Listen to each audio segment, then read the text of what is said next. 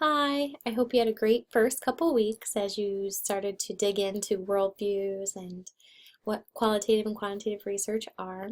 I thought it might be helpful for me to first give you background about my worldview in terms of how Cresswell defines it in this text. So, in terms of the four worldviews given here, postpositivism, constructivism, transformative, and pragmatism, I think that I relate most with constructivism. And the background in that is that I'm really interested in students' thinking, their understanding that they have about negative numbers, and I like to make sense of that in qualitative research. And maybe I'll show you back here. I have these kind of up as a daily reminder of what I'm working on. So I consider, oh, I can't see it. Sorry. So, you probably really can't see it that well, but those are my models that I work on a pretty regular basis, exploring bookkeeping, counterbalance, translation, and I really like to dig into in those frames, like how students make sense of operations with negative numbers prior to instruction. And so I actually, through my research, came up with these, and so in that sense, I feel like I'm a theory generator. So I thought I might share some of my research and talk about that. So this paper I would not consider a research paper. And the reason why I'm showing you it is because this week you have to find a article of your own. So this is what I consider to be a practitioner article. And how you can identify it as a practitioner article is one, probably the amount of color. It does say that research matters for teachers, and so it does give research for teachers, but as you read through it, it's very informal and it does not have a research question and doesn't have results, so I don't consider it an article, so research article. So that's something to be wary of. This was inspired by my research. So for example, in this particular paper, some 5th graders and 8th graders posed stories for these number sentences here, and I went through and I analyzed them. And in terms of what was presented in our text, I used grounded theory. So I was using a constructivist worldview and I was doing qualitative studies, so I just wanted to make sense of these stories, and so I used a grounded theory, which is my analysis I used, and I was looking for larger themes, and then that's how I came up with this.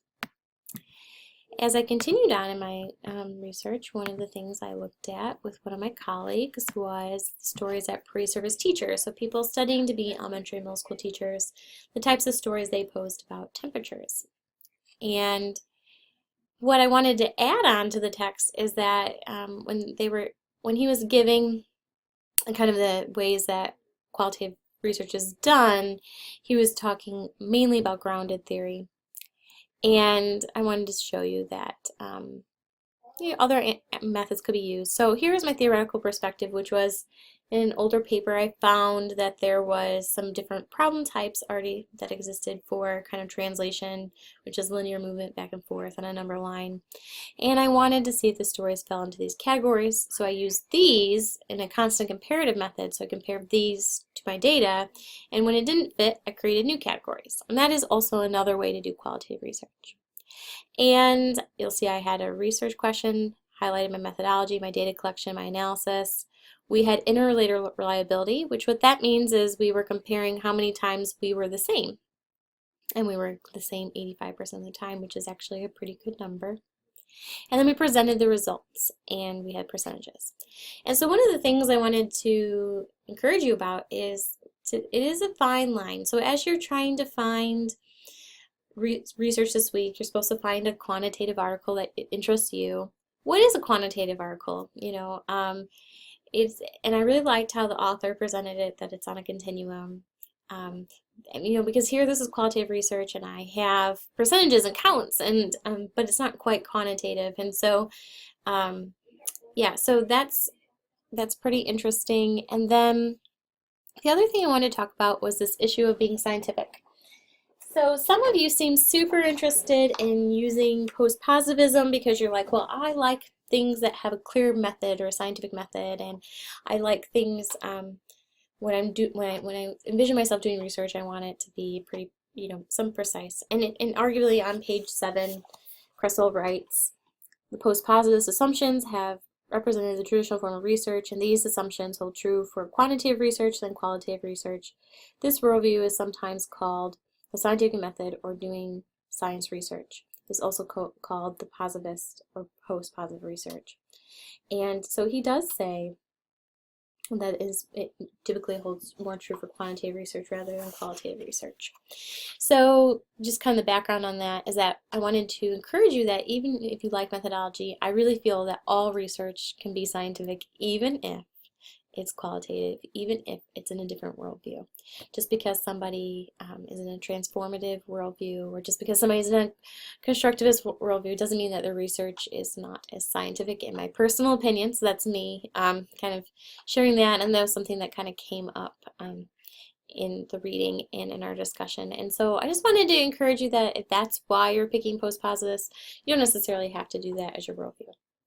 I will say that some people, whenever I do say that I'm constructivist and I like qualitative research, I do sometimes get pushback that I'm actually positivist. So that's just kind of really interesting. I think the lines between all these things are really blurry, and it's sometimes hard to put ourselves in categories, and we shouldn't, right? But it's nice to reflect on it, and it's a way to talk across things.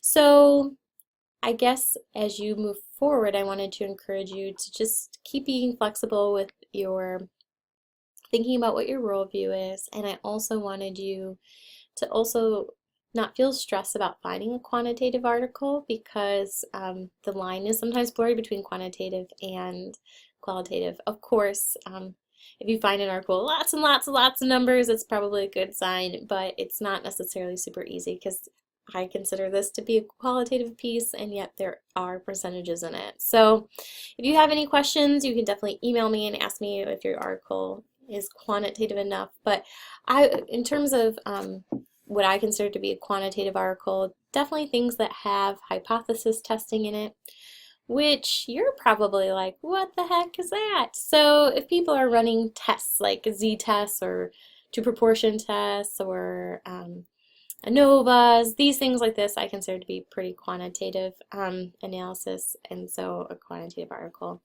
I will also post an example on our Foxtail site of what I think is an example of quantitative research, whatever that means.